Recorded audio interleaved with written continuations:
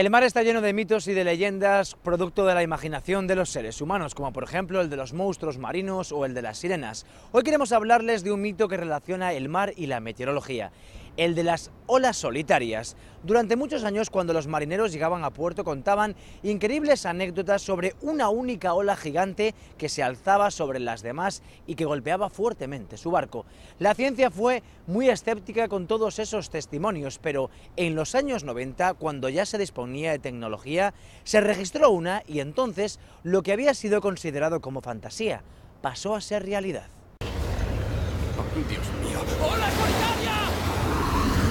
Ata hai ben pouco se pensaba que eran pois un mito realmente, cousas de mariñeiros, de xente do mar, que contaban historias de ondas que chegaban de repente pois nun mar que podía estar calmo, que, bueno, podía ser unha situación de temporal, pero que en todo caso non se esperaba este tipo de ondas. E que pasa? Pois como estas ondas era moi difícil de medir, pois realmente se achacaba un pouco a imaginación desbocada. Sin embargo, esas historias se repetían en muchas zonas del mundo y los marineros describían igual el fenómeno. Así que la comunidad científica se vio obligada a tratar de descifrar el enigma.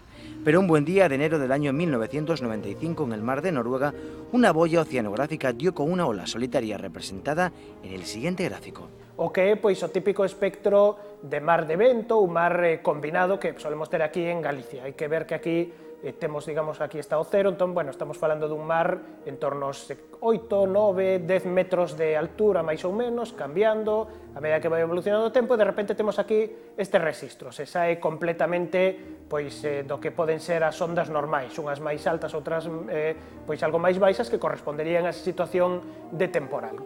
Podemos decir que cando podemos medir unha onda que teña máis do dobre da altura significante, estaremos falando xa dun proceso que non se pode explicar soamente co vento nin co mar de fondo. Las olas solitarias, como los tornados, son eventos naturales destructivos, difíciles de prever y complicados de explicar.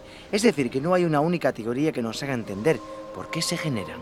Un pode atoparse, digamos, pois, con unhas ondas máis pequenas que se suman a outras máis grandes e poden chegar a formar unha gran onda. Logo, podemos ter outro tipo de fenómeno que se dá moito en Sudáfrica, que é cando conversen frentes de ondas diferentes. En Sudáfrica temos pois a orilla do Atlántico, a zona da corrente das agullas, a orilla da parte do Pacífico, e aí no extremo pois están conversendo eses frentes de ondas que tamén poden interferir para dar algunha destas ondas gigantes. E logo hai outra posible formación, e é cando temos unha fronte de ondas bastante grande e que pasa por unha zona somera, por unha zona pouco profunda. Entón un ve unha onda, de repente empeza a rozar co fondo, se para e ao pararse sube.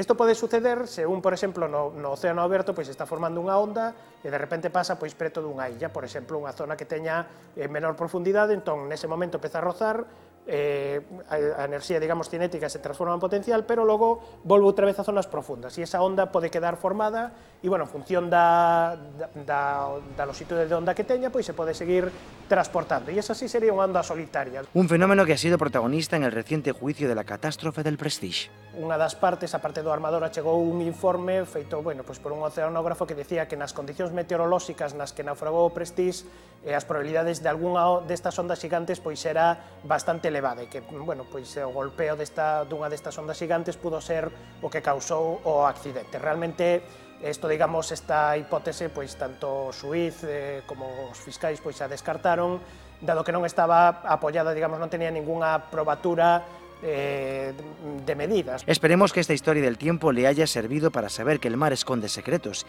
y que algunos de ellos no son fantasía.